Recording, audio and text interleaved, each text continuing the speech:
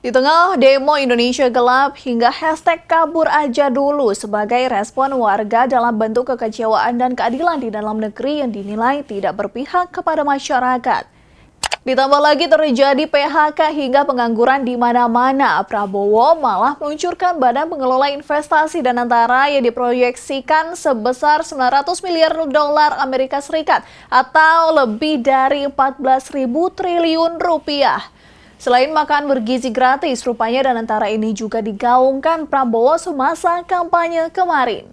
Danantara yang dibentuk Prabowo ini ingin setara dengan negara lainnya seperti Singapura yang punya dana investasi Temasek dan Malaysia dengan dana investasi Hasanah.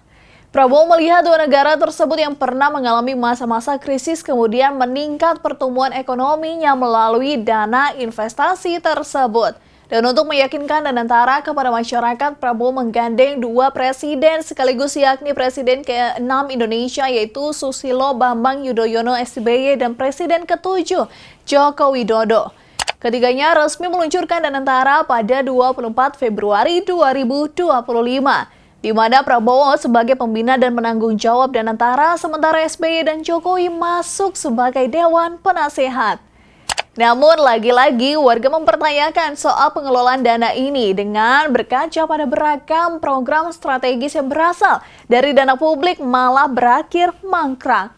Ditambah lagi dengan laporan keuangan yang dinilai tidak transparan, terlebih BUMN yang kerap mengalami kerugian. Sejumlah alasan inilah warga menilai Danantara berpotensi gagal jika dikelola tidak transparan maupun pengawasannya yang longgar. So, bagaimana pendapat Sobat Kawanua?